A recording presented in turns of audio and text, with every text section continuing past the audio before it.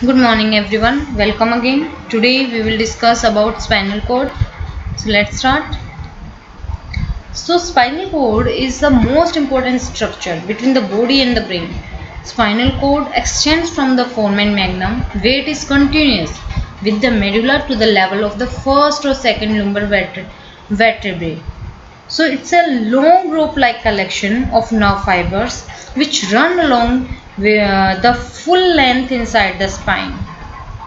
And it is a vital link between the brain and the body and from the body to the brain. The spinal cord is 40 to 50 cm long and 1 cm to 1.5 cm in diameter. So two consecutive rows of nerve roots emerge on each side of its sides. So these nerve roots join distally to form 31 pairs of spinal nerves. Here you can see its structure. Its one end is connected with the medulla of the brain and another is free at the tail end. Its structure all along its length is similar. The butterfly shaped mass of grey matter present in the center of spinal cord contains association neurons and other cells. As you can see here, spinal cord is continuous above with the medulla oblongata. It is long, thin bundle of nervous tissue. It is approximately 45 cm in an adult male and is about the thickness of the little finger. So the spinal cord receives and transmits electric signals throughout the entire body. Surrounding, as I told you about association neurons and other cells, surrounding the grey matter is white matter of the spinal cord, which is composed of ascending and descending neural tracts.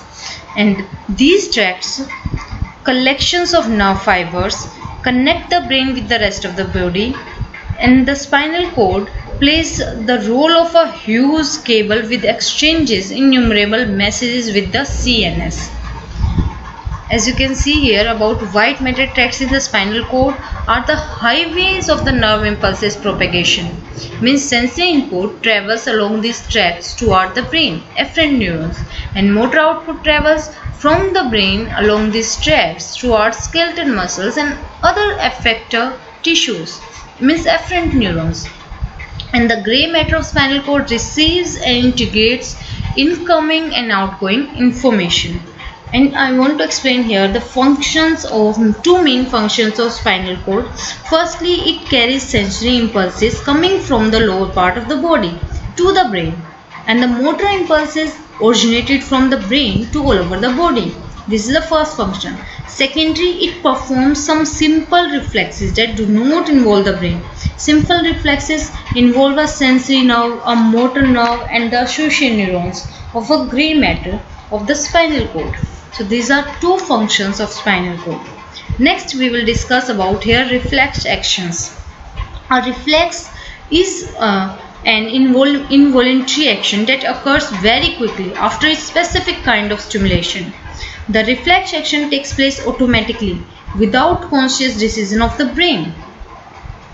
Reflex actions are inherited in our nervous system through evolutionary process. As for example, I want to say here the eye blinking reflex, and when we touch any hot thing, we automatically away from that particular thing. This is all reflex action, automatic. And this is definition of reflexes, means it's coordinated involuntary motor response initiated by stimulus applied to peripheral receptors. This is about definition. Here is, I already told you about sensory stimulus is responsible for motor response. Reflex definition, stereotype motor response to a specific sensory stimulus. Whenever any object suddenly comes near our eyes, our eyelids blink. So reflexes serves to protect the organism from the potential threats and preserve life. Though several reflex actions are performed by our nervous system. And the familiar reflexes are the knee-jerk, pupil constriction, pulling away from very hot and cold objects, breathing, stretching. Most reflex actions are carried out by the spinal cord and do not involve the brain. So here are some functions of reflex actions. So it maintains the homeostasis, BP regulation, heart rate, digestive, autonomic reflexes, and its automatic action, balance and posture, reflex maintaining and movement eyes. These are some functions of reflex actions. Yeah, reflexes I want to say here. So today we have discussed about here spinal cord and reflex action. Next time we will move further. Thank you.